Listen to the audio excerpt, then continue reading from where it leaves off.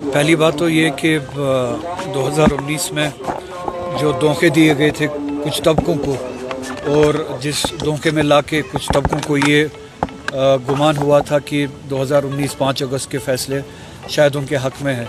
آج ان پہ بھی حقیقت واضح ہو چکی ہے کہ 5 اگست 2019 کے جو فیصلے تھے نہ صرف کشمیری لوگوں کے خلاف تھے، وہ پورے جموں کشمیر عوام کے خلاف تھے۔ اس میں چاہے لداخ سے وابستہ لوگ ہو، جموں سے وابستہ لوگ ہو یا کشمیر سے وابستہ لوگ ہو۔ 2019 کے فیصلوں نے ہم سے ہمارے اختیارات چھینے، ہم سے وہ سٹیٹس چھینا جس سٹیٹس کے ذریعے ہم اپنے فیصلے خود کرتے تھے۔ دوسری بات یہ کہ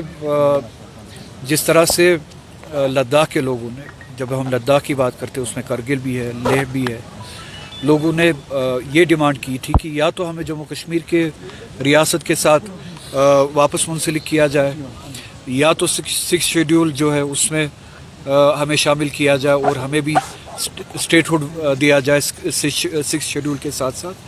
تو جب تک یہ 5 سالوں تک پرامن طریقے سے بات کر رہے تھے، اپنی ڈیمانڈ کو رکھ رہے تھے،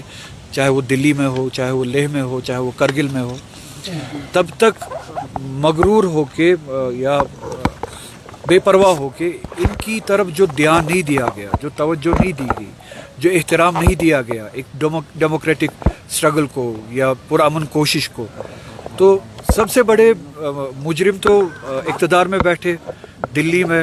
وہ لوگ ہیں جو فیصلہ لیتے ہیں، جو پرامن لوگوں کی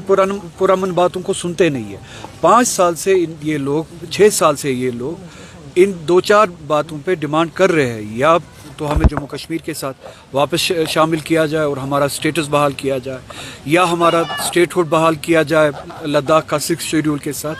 تو ابھی تک ان کے ساتھ انگیج کیا جانا چاہیے تھا، پرامن طریقے سے جب یہ بات کر رہے تھے ان کے ساتھ بامانہ طریقے سے انگیج کیا جانا چاہیے تھا، ان کی ایسپریشنز کا احترام رکھا جانا چاہیے تھا اور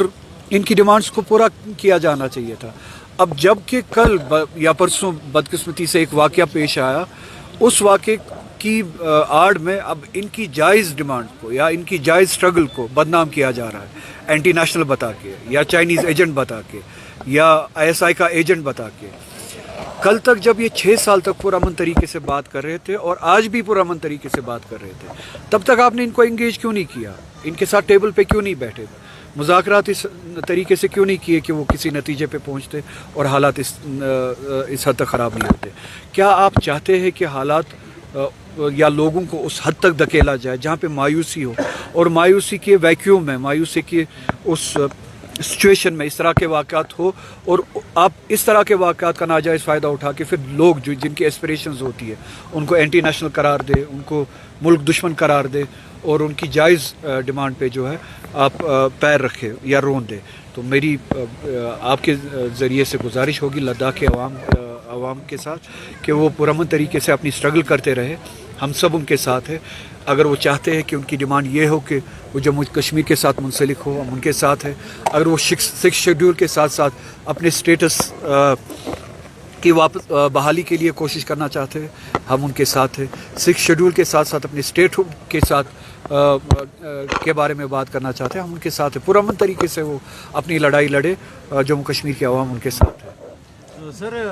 یہ سکینہ اتو صاحبہ نے پچھلی بار بولا تھا کہ رولا صاحب عمر گورنمنٹ کو نشانہ بناتے ہیں، جبکہ وہ خود اسمبلی میں ہے، تو یہ پارلیمنٹ میں ہے، وہاں پر تو کوئی بات نہیں کرتا۔ وہ سب کے سامنے اس پارلیمنٹ میں کیا باتیں ہوتی ہے، کیا باتیں نہیں ہوتی، وہ سب کے سامنے، ان باتوں کا جواب مجھے دینے کی ضرورت نہیں ہے۔ رولا صاحب،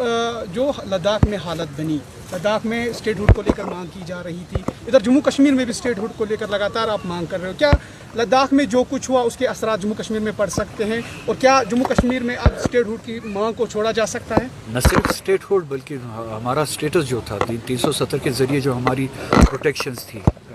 آئین میں، وہ کل اس کی ڈیمانڈ کل بھی زندہ تھی، آج بھی زندہ ہے۔ کبھی آپ لوگوں میں وہ مایوسی دیکھتے، وہ اس وجہ سے ہے کہ جو پاور میں لوگ ہیں، دلی میں لوگ ہیں، وہ لوگوں کی ایسپریشنز کو اہمیت نہیں دیتے، اس کو امپورٹنس نہیں دیتے، ویلیو نہیں دیتے۔ اس کا مطلب یہ نہیں ہے کہ لوگوں نے اپنی جائز ایسپریشنز چھوڑ دی ہے۔ تو لداخ میں جو ڈیمانڈ ہے لوگوں کی، جو اسٹرگل ہے، وہ ریفلیکشن ہے جو جموں کشمیر کی عوام جو ہے ان جنرل جو فیل کرتے ہیں. تو بہتر ہوگا اس ملک کے لیے جب تک پرامن طریقے سے ڈیموکریٹک طریقے سے لوگ اپنی بات کرتے ہیں, اپنے ایسپریشنز کے بارے میں بات کرتے ہیں, اپنے حقوق کے بارے میں بات کرتے ہیں, تو ان کو سنا جائے اور ان کی جائز مانگوں کو پورا کیا جائے, ہمارے اسٹیٹس کو بحال کیا جائے. خدا نخواستہ اس طرح کا ویکیوم کریٹ نہ ہو کہ جس میں جو ہے پھر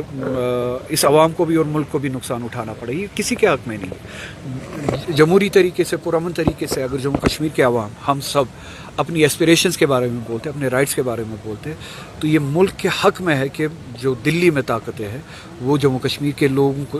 کی بات کو سنے اور اس کو پورا کرے, اس پہ عمل کرے. ہماری پروٹیکشنز جو 370 کے ذریعے ہمیں جو پروٹیکشنز تھی اس پوری ریاست کو بشمول لداخ, وہ پروٹیکشنز ہمیں واپس دے اور وہ اسٹیٹس ہمیں واپس دے. عمر عبداللہ نے کل کہا تھا کہ ہم بی جے پی سرکار کو جموں کشمیر میں نہیں آنے دیں گے, ہم اپنی طریقے سے کام یہاں پہ کر رہے ہیں اور ہم کرتے رہیں. تو اچھی بات ہے, جموں کشمیر کے لوگوں نے ووٹ ہی اسی لیے دیا تھا پچھلی اسمبلی الیکشن میں کہ بی جے پی کو جموں کشمیر سے دور رکھا جائے. تو یہ ہماری ذمہ داری ہے, یہ کسی پہ مہربانی نہیں, یہ ہماری ذمہ داری ہے اس وعدے پہ عمل کرنا ہے. اس تنظیم نے ووٹ لیا ہے اس بات کے لیے کہ ہم بی جے پی کو اس ریاست سے دور رکھیں گے. تو یہ مہربانی نہیں ہے.